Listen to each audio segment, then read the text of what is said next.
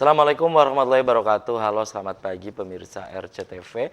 Apa kabarnya Anda di hari ini? Dan kembali saya, Afif Rifai, hadir di hadapan Anda di program Selamat Pagi Cirebon edisi hari ini Kamis 25 Januari 2018. Dan pemirsa, kalau Anda membaca koran Radar Cirebon di hari-hari ini, nah ini pemirsa ramai diperbincangkan dengan lesbian, gay, biseksual, dan transgender ataupun LGBT nih pemirsa. Dan seperti yang sudah diungkap di koran Radar Cirebon bahwa komunitas LGBT di wilayah 3 Cirebon ini pemirsa terus bertambah ya secara numerik, secara angka. Mereka ini pemirsa kaum LGBT ini komunikasi lewat media online, kemudian media sosial, bahkan bertemu bertemu dalam kopi darat nih pemirsa. Angka ini terus bertambah dan juga pemirsa menurut pakar neuropsikolog ya Universitas Al-Azhar Jakarta bahwa LGBT ini berkembang pada anak-anak dan usia remaja. Nah, nanti akan saya tanyakan ke narasumber yang saya hadirkan di pagi hari ini tentang bagaimana seharusnya sejatinya proteksi dari keluarga pemirsa dalam hal ini, kemudian karena LGBT ini memiliki dampak terutama nih di kesehatan, yaitu adanya HIV dan AIDS pemirsa. Kemudian apa yang dilakukan untuk pendekatan agar kaum LGBT ini pemirsa bisa tetap dimanusiakan sebagai manusia, dan bahkan juga pendekatannya apakah perlu pendekatan persuasif. Dan di hari-hari kemarin pemirsa, di pagi hari ini saya sudah mengundang beberapa narasumber yang berkompeten di bidang ini, salah satunya yakni Mbak Sri Mariati, Ketua Komisi Penanggulangan AIDS ya KPAI Kota Cirebon dalam hal ini tidak bisa hadir. Kemudian saya sudah berusaha untuk menghubungi ya pakar kesehatan yang lainnya maupun pakar psikologi yakni Ibu Dr. Dewi Cahyani juga tidak bisa hadir dalam hal ini. Dan pemirsa, di sebelah saya ini nanti akan berbicara dari sudut sosial ya, bagaimana kaum LGBT ini dilihat dari konteks sosial. Nah, di sebelah saya pemirsa ada penulis subur, kemudian juga pengamat sosial dan politik yakni Mas Samsudin Kadir atau biasa dipanggil dengan Mas Kadir. Selamat pagi Mas Kadir. Assalamualaikum. Ya, terima kasih nih Mas Kadir ya sudah menyempatkan hadir di Selamat Pagi Cirebon. Dan pemirsa, kami juga sedang menunggu kedatangan akademisi dari Institut Agama Islam Bunga Bangsa ya, Bunga Bangsa Cirebon pemirsa, yakni Pak Ahmad Abdul Khozim MA MPD. Nah, saat ini tengah menuju ke studio. Dan pemirsa, di sepanjang acara ini saya mengundang Anda untuk bergabung di 0231 482138. Anda nanti di sepanjang acara ini bisa juga untuk memberikan pendapat Anda melalui pesan pendek atau SMS. Topik yang akan diobrolkan di pagi hari ini, kaum LGBT. Nah, ini mau kemana nih pemirsa? Ya, ini sebuah tanda tanya. Nanti silakan Anda bisa bergabung langsung. Dan pemirsa, Anda di rumah jangan kemana-mana. Kami akan segera kembali sesaat lagi.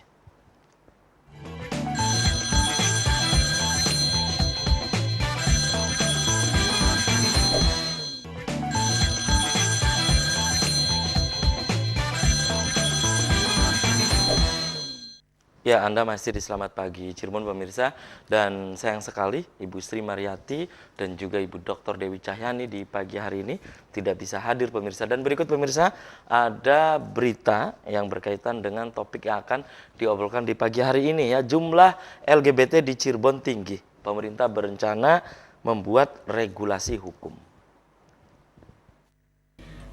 Komunitas LGBT atau lesbian, gay, biseksual, dan transgender di wilayah Cirebon mulai bermunculan di sejumlah grup dan halaman di beberapa media sosial. Bahkan anggota grup LGBT menyentuh di angka ribuan orang. Menyikapi hal itu, Wakil Bupati Cirebon Seli Andriani Gantina mengatakan permasalahan LGBT merupakan masalah yang serius karena Seli menyebut LGBT berdampak pada rusaknya moral penerus bangsa. Tak hanya itu, pemerintah daerah Kabupaten Cirebon juga berencana akan membuat regulasi hukum yang jelas terkait LGBT. Sehingga bila nanti telah ada peraturan daerah, maka pelaku LGBT dapat ditindak. Kita akan melihat kebijakan dari pemerintah pusat seperti apa. Pemerintah kabupaten kota ini kan kepanjangan tangan dari pemerintah pusat. Tetapi selaku pemerintah daerah akan mencoba mengantisipasi itu semua, akan membuat kebijakan yang kalau memang sifatnya sudah urgent dan darurat, maka tidak dimungkinkan kita akan membuat peraturan daerah atau peraturan provinsi yang mengatur tentang masalah LGBT di Kabupaten Cirebon. Saya sepakat. Sally juga mengaku banyaknya penyebaran virus HIV dan AIDS sudah didominasi oleh kalangan LGBT, sehingga pemerintah akan bekerja sama dengan sejumlah instansi dari kalangan akademisi, komunitas, dan instansi yang berkaitan. Khalid Mawardi, RCTV, Cirebon. Ya, itu pemirsa beritanya dan saya ke Mas Kadir nih. Mas Kadir, beberapa hari ini Koran Radar Cirebon menurunkan berita bahwa seperti yang tadi juga di berita-berita di RCTV yang tadinya sudah kami sajikan bahwa LGBT di Cirebon ini tinggi gitu. Nah, pendapat Anda, ini apakah berkaitan dengan bahwa Cirebon ini sedang berkembang menuju metropolis atau memang ini dampak dari apa? Dari sudut ataupun konteks sosial, Anda melihat ini seperti apa? Silakan Mas Kadir. Iya, saya melihat sebetulnya sebelum jauh secara sosial, ini sebetulnya problem global. Problem global. Iya, dari abad 17-18, konteks kajian tentang LGBT ini sudah terjadi. Makanya di pakar-pakar ilmuwan barat yang membahas tentang psikologi kemanusiaan dan segala macam, psikologi jiwa, sudah menjadikan materi ini sebagai materi diskusi yang sangat perdebatan di antara mereka juga kuat. Nah, dalam konteks sosial, saya melihat bahwa ini adalah efek globalisasi. Efek globalisasi. Karena di Indonesia sendiri, tema-tema LGBT sesuatu yang asing. Tidak pernah dalam sejarah bangsa ini muncul komunitas semacam itu, kecuali abad 20 yang konteksnya kekinian. Nah, konteks Cirebon, apa yang ditanyakan Mas Afif tadi, ya betul. Selain tadi konteks global ini juga karena tidak ada keutuhan identitas lokal yang bisa dijadikan sebagai values dalam menjalankan kehidupan bagi remaja begitu. Konteksnya remaja begitu. Identitas lokal maksud Anda? Ya, nilai-nilai kelokalan kita yang bisa dijadikan pijakan untuk menjalani kehidupan itu nggak ada. Tidak ada model orang yang bisa jadikan teladan atau uswah dalam bahasa agama yang bisa ditonton oleh anak muda gitu. Sehingga kemudian banyak problem yang masuk dalam ruang pikiran mereka. Kemudian ada tema-tema yang kira-kira ini lebih gaul lah kira-kira begitu. Sehingga kemudian selain sebagai penyakit dalam konteks kesehatan, ini juga sebagai pelarian dari kalangan muda remaja. Karena tadi tidak menemukan sesuatu yang values yang bisa dijadikan pijakan begitu. Nah, kemudian yang kedua, saya melihat ini juga dalam konteks global tadi, biangnya kan adalah framework, cara pandang terhadap sesuatu. Ya, framework ya. Nah, ketika psikologi dianggap sebagai sesuatu yang bebas gitu, kemudian nanti hadir dalam wacana global sebagai sebuah bahwa ekspresi itu adalah hak kebebasan, HAM dan segala macam. Tapi biangnya adalah kekeliruan dalam memahami itu gitu, cara pandang itu. Dalam filsafat ilmu barat misalnya memandang sesuatu secara bebas, padahal kalau kita sebagai umat beragama apapun itu memandang sesuatu itu tidak sekedar dilihat dari hal-hal yang sifatnya empiris yang bisa dilihat, tapi juga dipandang secara dogmatis struktural agama begitu, karena ada sistem keyakinan yang kita simpan. Nah, konteks itulah yang kemudian menjadi perdebatan sekarang. Itu yang ingin saya sampaikan di awal gitu. Nah, oke, itu ya Mas Kadir dan pemirsa, bahwa perlu Anda ketahui saat ini seperti berita-berita yang tadi tersaji, yang sudah disajikan di awal tadi ya, bahwa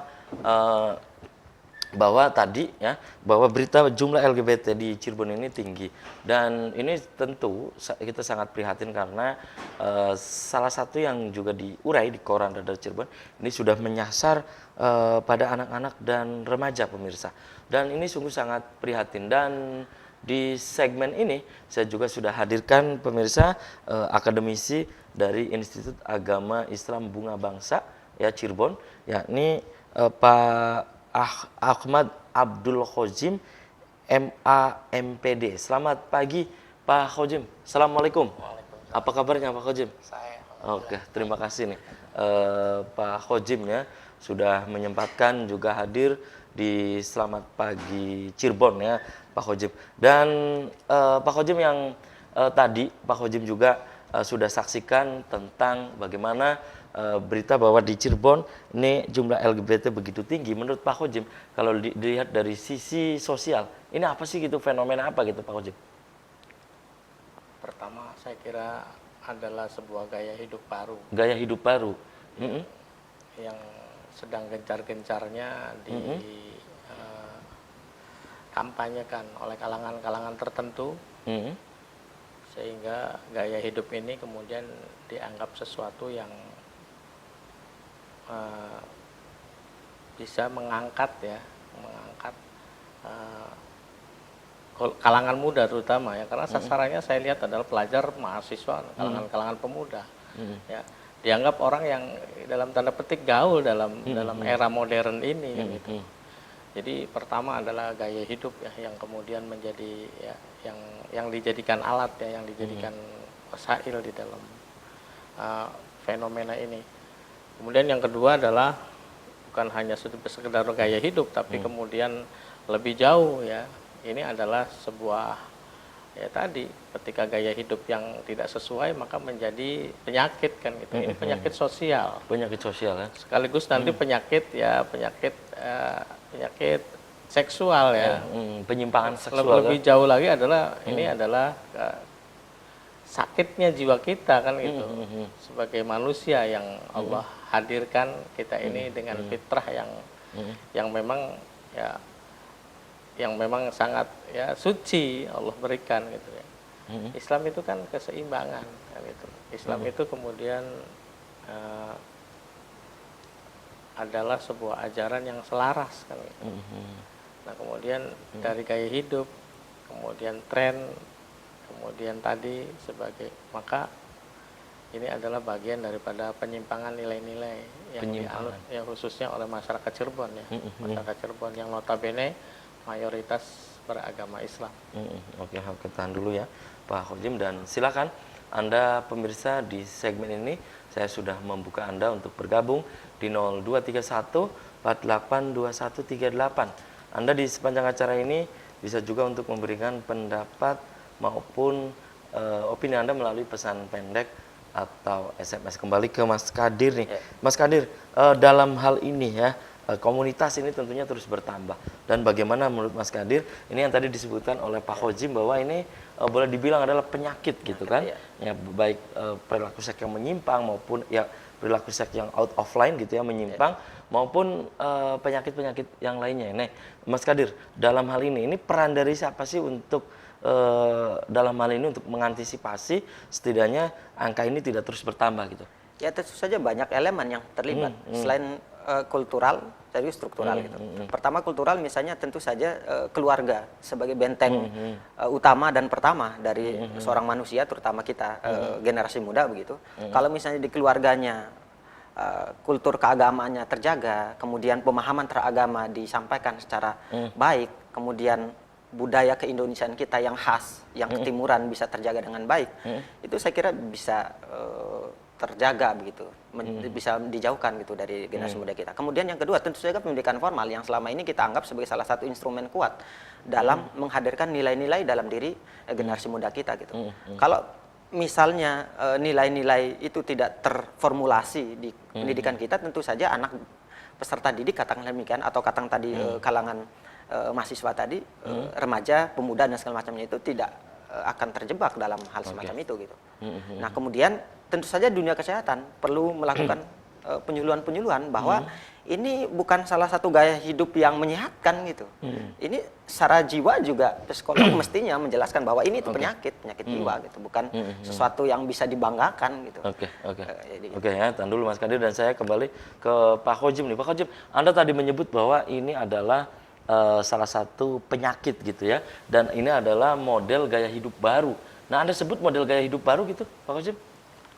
Ya, gaya hidup baru yang sekarang itu kemudian dijadikan sebuah alat baru bagi kalangan tertentu, kelompok tertentu, untuk target-target tertentu tentu ya. Dalam hal ini adalah target-target ya baik ya industri maupun target lain yang berhubungan dengan manusia pada saat ini ya.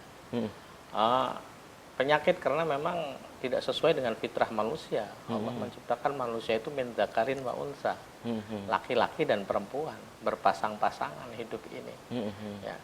Dan Allah pertegas beberapa kali di dalam Al-Quran ya, kita sebagai penganut ajaran Islam tentu kita akan paham betul dengan apa yang dimaksud oleh Allah ya, apa yang Allah maksud di dalam Al-Quran tadi.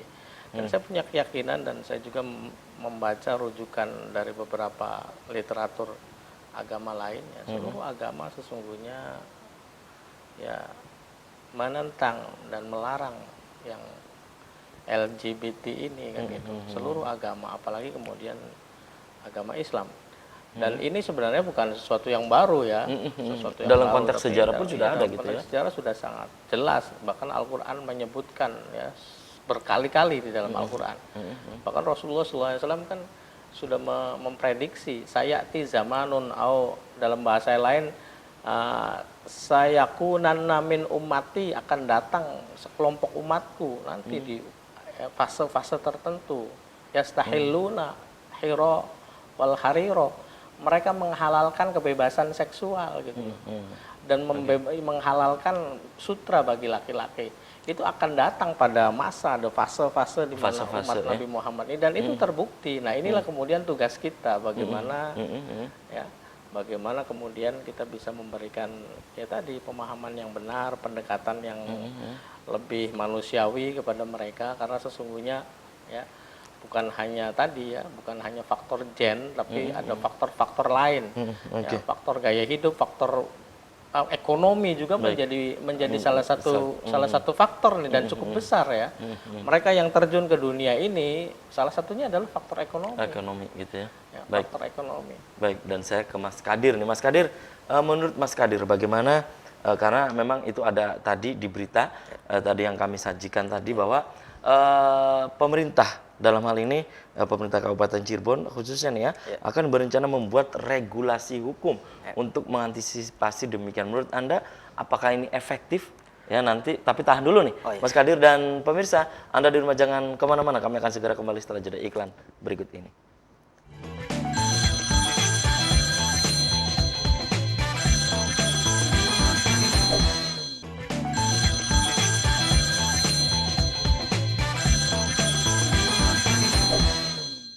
Ya, selamat pagi Cirebon, masih di hadapan Anda pemirsa. Dan sebelum saya lanjutkan, saya bacakan dulu headline dari Koran Radar Cirebon edisi hari ini, Kamis 25 Januari 2018. Dan ini pemirsa di halaman utama Koran Radar Cirebon edisi hari ini. Nah ini pemirsa, malam-malam diterjang banjir. Nah pertama di tahun 2018, ribuan rumah di Kecamatan Astana Japura dan Kecamatan Lemah Abang terendam. Nah, Anda bisa membaca selengkapnya langganan banjir sejak Rabu seperti apa pemirsa kronologinya. Silakan Anda bisa membaca selengkapnya di halaman utama Koran Radar Cirebon edisi hari ini. Kemudian satu suara, semua kompak menolak LGBT. Itu pemirsa. Nah, kemudian lebih dari 1.000 rumah rusak. Ini berita dari Provinsi Banten pemirsa berkaitan dengan gempa ya. Cincin api bergolak, gempa terus terjadi. Warga dihimbau untuk waspada. Ya, warga dihimbau untuk waspada nih pemirsa. Anda bisa membaca selengkapnya di halaman utama Koran Radar Cirebon edisi hari ini. Dan dari halaman Metropolis dari kota Cirebon. Nah, ini H-30, garap finishing 8 lantai. MK sarankan kontraktor tambah pekerja. Itu pemirsa dari halaman Metropolis dan dari halaman Kabupaten Cirebon. Nah, ini pemirsa dari halaman Kabupaten Cirebon. Impor bikin hancur.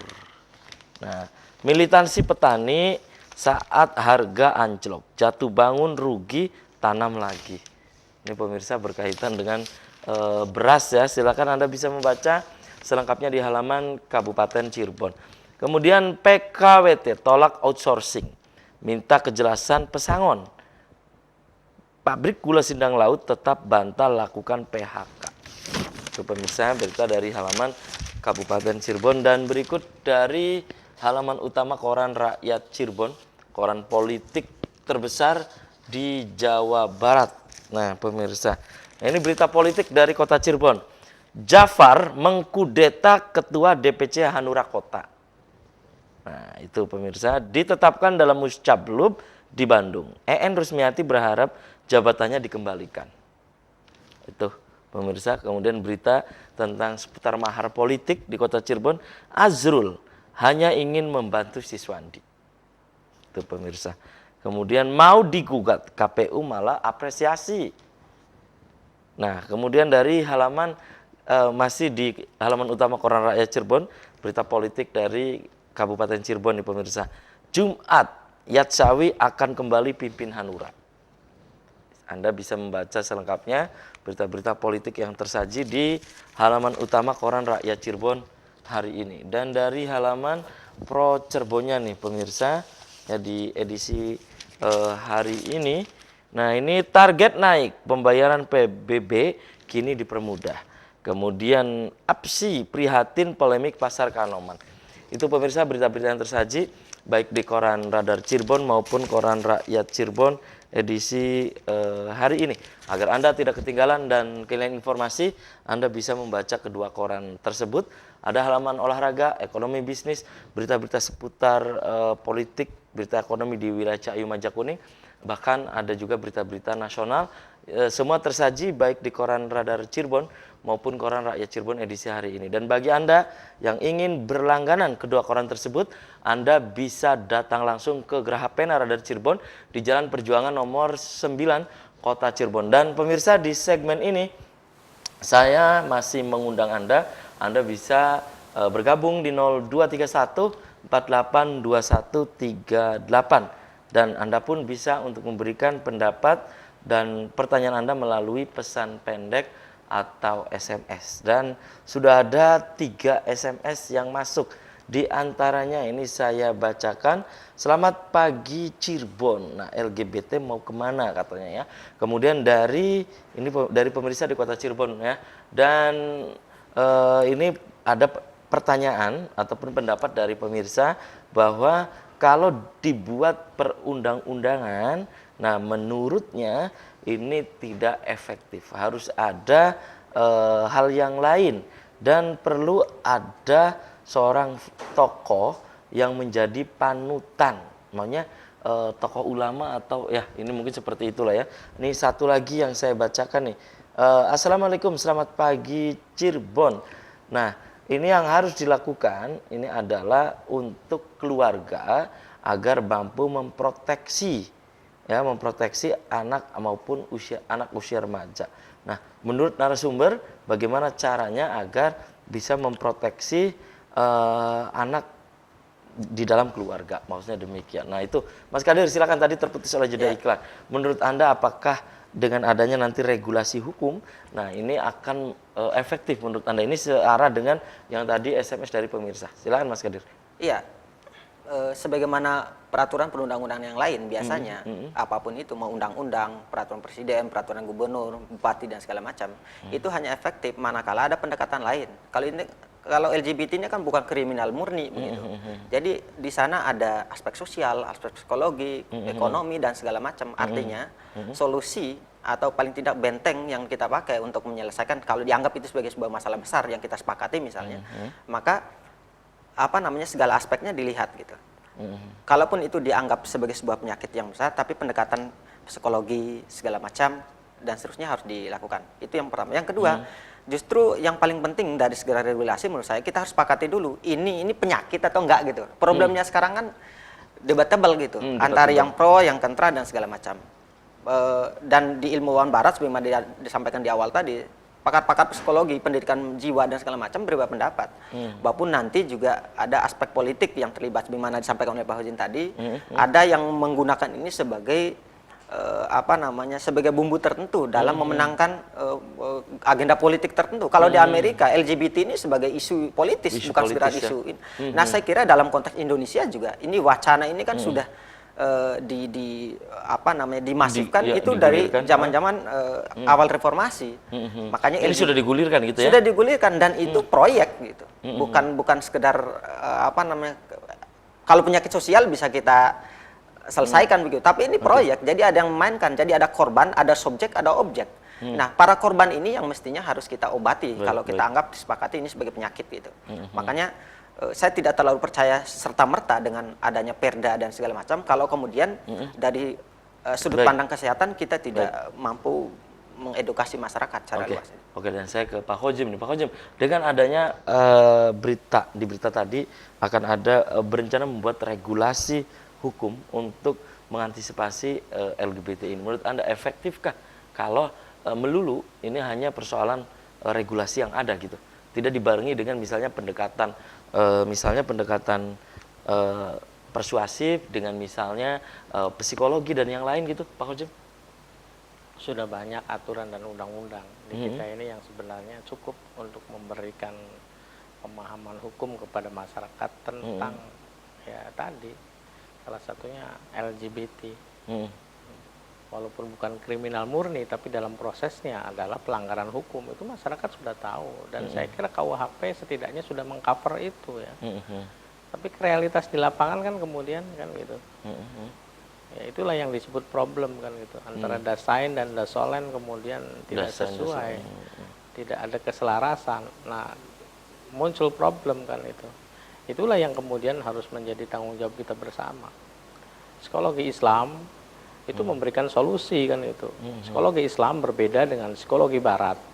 Psikologi Barat mengatakan bahwa ketika orang mengalami hal-hal seperti tadi, ya,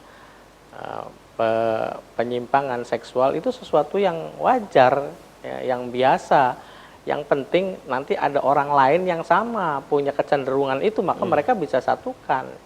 Jadi psikologi Barat hanya kulit kan gitu, tapi psikologi Islam itu ke dalam gitu loh. Bahwa ini adalah penyakit, ini adalah sebuah penyimpangan yang harus diselesaikan. Itulah psikologi Islam, memberikan solusi, memberikan edukasi, kemudian menyembuhkan dan mengembalikan mereka kepada fitrah yang sebenarnya. Itulah psikologi Islam. Jadi saya kira ya kita sebagai tadi pendekatan kultural dari sisi keyakinan kita sebagai umat beragama, ya maka agama adalah salah satu cara atau salah satu alat yang bisa digunakan untuk mengembalikan mereka. Agama gitu. Iya, agama. Lagi-lagi agama gitu. Agama melalui pendekatan-pendekatan yang benar, pendekatan-pendekatan yang persuasif dan memberikan ruang ya psikologi buat mereka bahwa mereka pun adalah bagian daripada ya makhluk Allah yang punya kesempatan untuk kembali kepada fitrah yang sebenarnya. Jangan kemudian kita menutup diri bahwa kemudian mengklaim atau menjustifikasi dengan aturan, dengan undang-undang bahwa mereka adalah, nah itu saya kira yang kemudian menjadi penghalang, jadi menjadi problem ya. Saya kira itu salah satu hal yang kemudian kita harus coba ya angkat di sana. Baik. Bahwa ya kita perlu banyak melakukan pendekatan-pendekatan. Lagi-lagi bukan hanya sekedar produk hukum ya. Oke.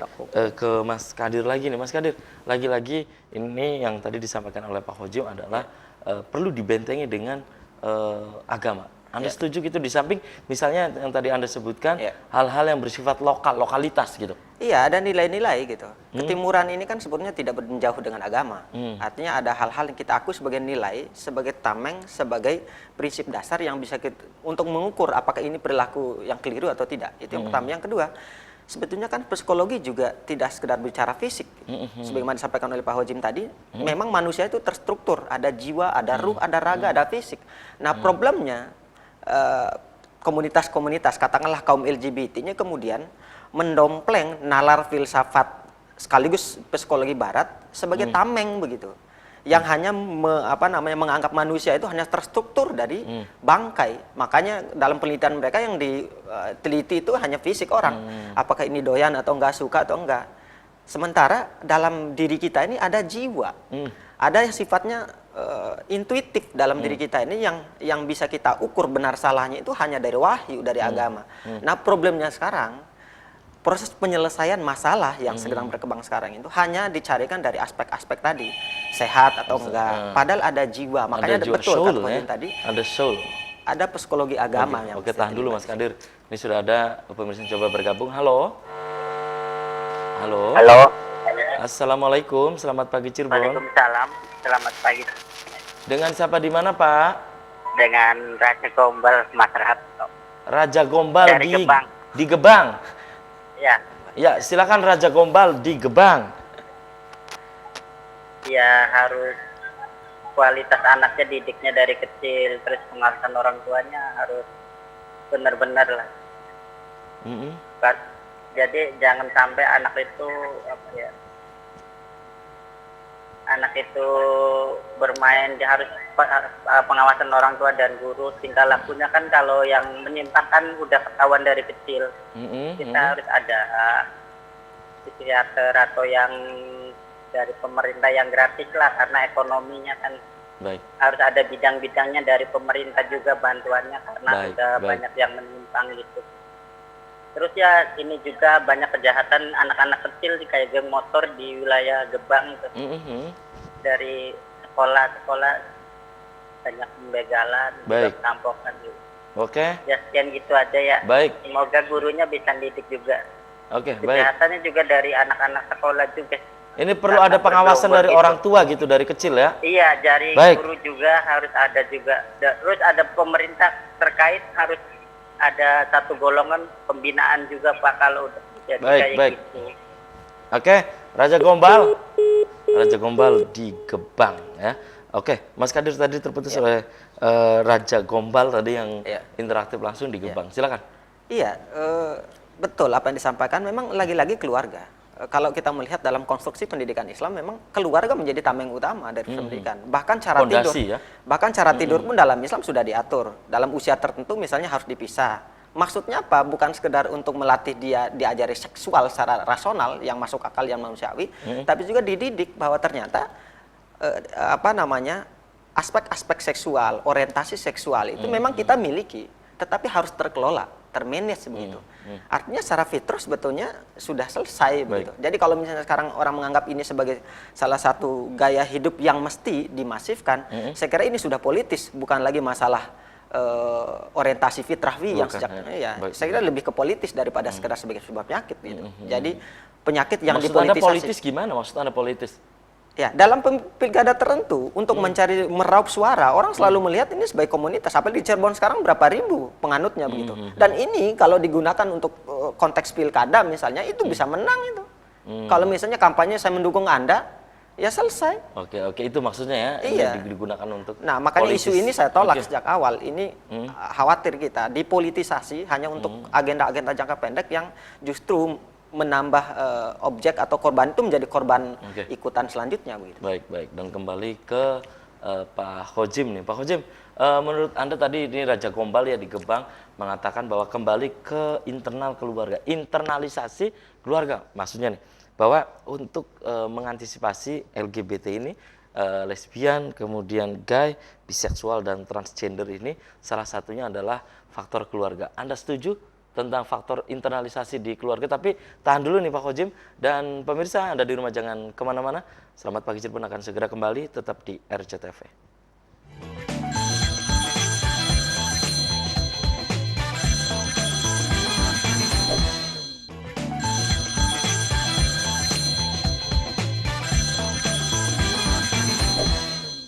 Ya, terima kasih Anda masih di Selamat Pagi Cirebon pemirsa, dan di session yang terakhir ini saya masih membuka Anda, silakan Anda bisa di 0231482138 ke Pak Khojim. Pak Khojim, tadi terputus oleh jeda iklan pertanyaan saya. Lagi-lagi ini tentang keluarga yang memiliki peran yang begitu signifikan untuk mengerem persoalan LGBT ini. Pak Khojim, Anda setuju gitu? Internalisasi keluarga? Ya, salah satu faktor yang akan sangat berpengaruh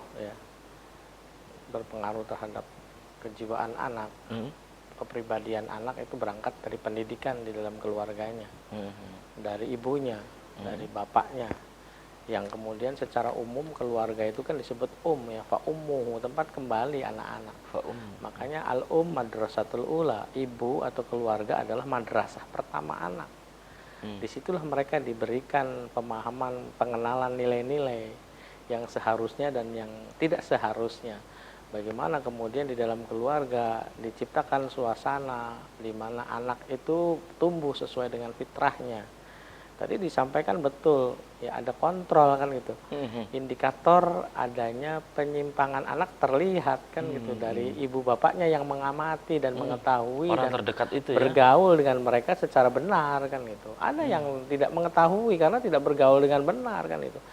Dia laki-laki tiba-tiba tumbuh menjadi Perempuan misalnya. tumbuh menjadi pecinta laki-laki, tidak dikontrol oleh. Kenapa? Karena setiap hari dia dibawa kerja oleh ibunya, melihat suasana kerja di kantor ibunya atau tempat kerja ibunya itu salon kan gitu.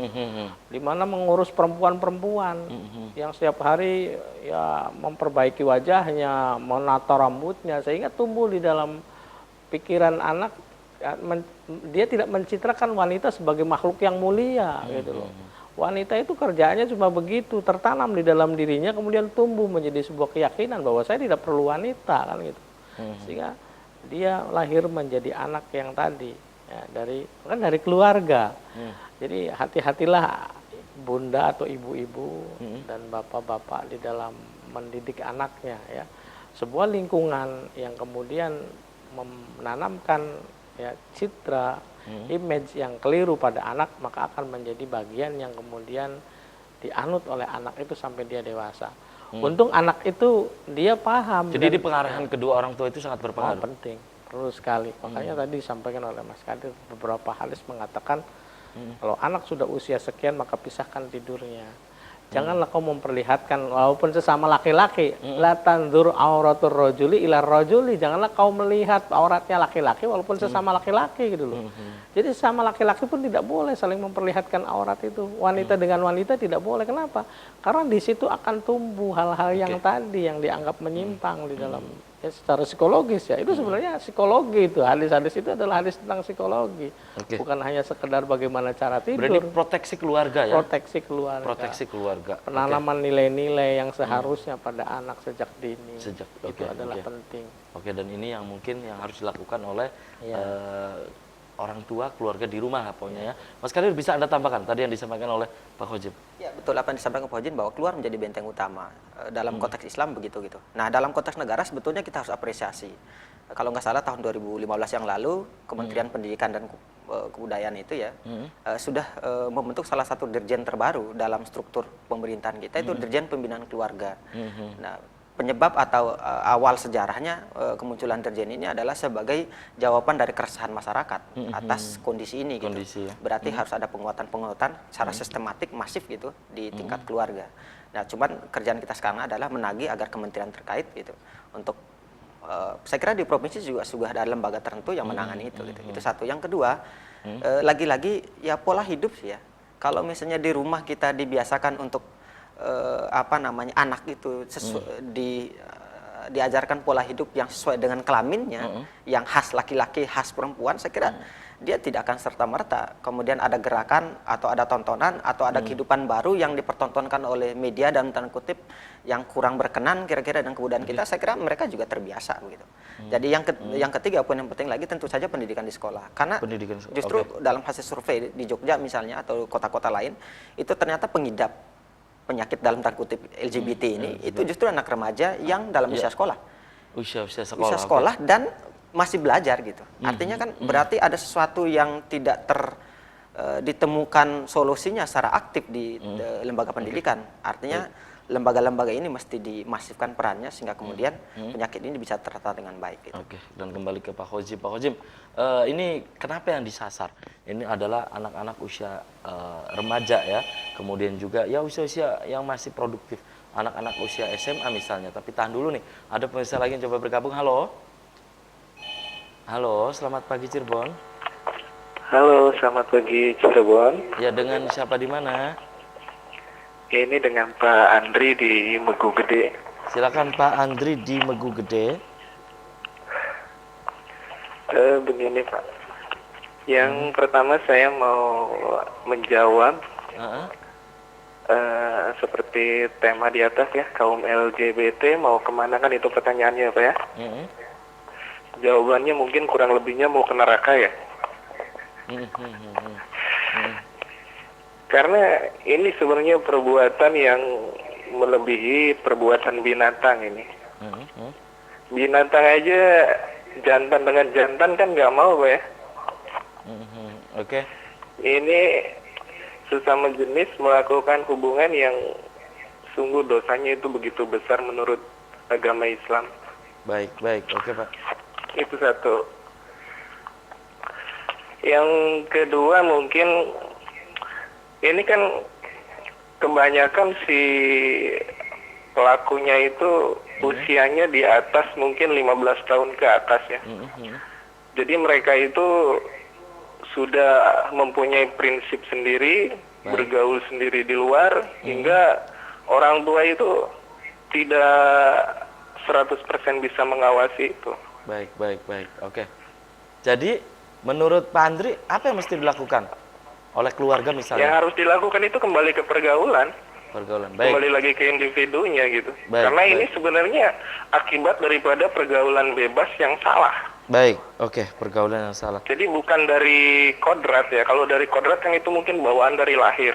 Baik. Tapi ini sebenarnya yang booming di negeri ini itu karena pergaulan ini. Baik, oke, terima kasih Pak Andri. Iya, mungkin itu aja. Baik, terima kasih. Assalamualaikum warahmatullahi wabarakatuh. Waalaikumsalam warahmatullahi. Pak Khojin, bahwa ini yang sangat berpengaruh juga adalah gen. Kemudian tadi ada yang menyebutkan ini pergaulan gitu. Ya tadi mungkin dikembalikan ke keluarga, internalisasi keluarga, kontrol gitu ya. Yang tadi disampaikan oleh pemirsa tadi di Gebang. Pak Khojin. Ya, konsep pendidikan yang seharusnya dijalani anak adalah konsep pendidikan yang ya, tidak terpecah. Maksudnya tidak terpecah, pendidikan tidak terpecah. Maksud Anda dikotomi gitu? LGBT salah satunya adalah transseksual ya. Itu adalah apa split personality. Kepribadian yang terpecah kan itu. Kenapa kepribadian mereka seperti itu kemudian menjadi LGBT tadi itu dari sebuah pendidikan yang tidak integral. Yang tidak menyatu kan itu. Keluarga memberikan dan mengajarkan nilai-nilai positif ya terhadap anak tentang tadi misalnya tentang seks ya, pendidikan seks yang benar di keluarga. Tapi kemudian bagaimana pendidikan yang kedua di sekolahnya kan itu? Apakah juga sekolah menyampaikan pendidikan yang sama seperti dalam keluarga kan gitu? Oh sama, di sekolah orang tua dengan sekolah punya ide dan punya bagaimana dengan lingkungan di mana anak itu bergaul. Yang kadang-kadang lingkungan mereka bergaul di lingkungan itu lebih lama daripada bergaul dengan orang tua dan di sekolah. Nah ini kemudian yang mewarnai mereka kan gitu, mewarnai. Apalagi kemudian dibumbui tadi menjadi sebuah gaya hidup, tren masa kini. Belum dianggap gaul, belum dianggap pemuda remaja zaman now, kalau belum LGBT kan gitu. Itu luar biasa, itu bahasa yang kemudian menghipnosis anak-anak kita, anak muda sekarang. Kenapa kemudian anak muda? Karena anak muda remaja itulah yang secara psikologis secara psikologis masih dalam keadaan labil mencari jati diri. Nah, siapa yang mempengaruhinya, siapa yang mendoktrinya, siapa yang menghipnosisnya, maka dia akan mengikuti apa yang kemudian. Nah, itulah remaja. Pelajar, mahasiswa, kenapa kemudian menjadi sasaran berikutnya? Karena mereka adalah kalangan intelektual. Kan menjadi contoh bagi masyarakat intelektual saja begitu, apalagi kita kan itu. Makanya sangat disayangkan ketika punya gelar doktor, profesor dan lain sebagainya, tapi kemudian kan gitu dengan logika dan akal sehatnya itu kemudian mengatakan hal ini adalah sesuatu yang biasa, wajar dan perlu dan lain sebagainya. Oke. Mas Kadir bisa Anda tambahkan, Mas Kadir?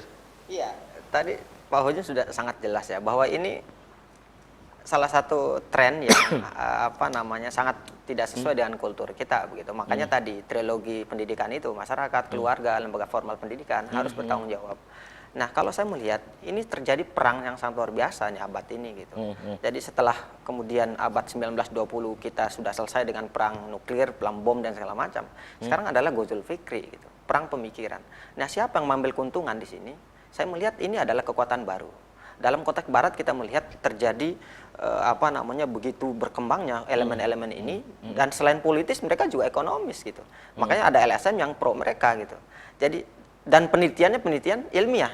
Jadi ini yang dipakai. Nah, kedua ini yang paling penting lagi, bahayanya adalah ketika kemudian ada kekuatan tertentu yang punya background cendekia atau intelektual yang copy paste ini sebagai sebuah objek penelitian yang salah guna begitu. Artinya seakan-akan ilmiah tapi punya agenda-agenda duniawi dan materialistik. Karena itu mesti kita luruskan dan kuncinya lagi-lagi agama, kultur lokal kita, keluarga harus bertanggung jawab. Kalau misalnya generasi atau komunitas remaja kemudian terjebak dalam LGBT, saya kira bangsa ini akan mati dan terkubur, tidak punya generasi baru yang bertanggung jawab untuk membangunnya di masa depan. Oke, baik. Dan sayang sekali, Kang Khojim, Mas Kadir, usai sudah kebersamaan di Selamat Pagi Cirebon edisi pagi ini. Sebelum saya closing ke Pak Khojim dulu, singkat saja pesan untuk pemirsa di rumah. Apa? Silakan Pak Khojim. Silakan Pak Khojim. Closing statement, pesannya apa untuk pemirsa di rumah? LGBT adalah fenomena yang sebenarnya bukan baru ya, tapi kemudian booming di era baru ini. Oleh karena itu kita punya tanggung jawab bersama untuk terus mengkampanyekan bahwa LGBT adalah penyakit. LGBT adalah sesuatu yang sangat bertentangan dengan nilai agama, agama manapun.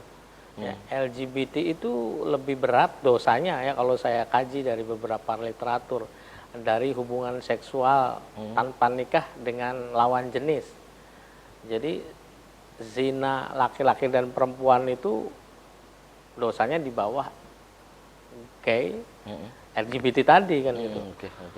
Nah, oleh karena itu tanggung jawab kita bersama ya sebagai umat beragama, sebagai masyarakat Cirebon, agar terus membentengi anak-anak kita dengan nilai-nilai agama yang baik, nilai-nilai lokal kita yang ya menjunjung tinggi aspek-aspek ya apa ya, aspek-aspek yang sangat relevan dengan agama kita ya, karena bagaimanapun Indonesia ini adalah bagian daripada budaya Indonesia adalah budaya yang tidak bertentangan dengan nilai-nilai kita ya secara keseluruhan.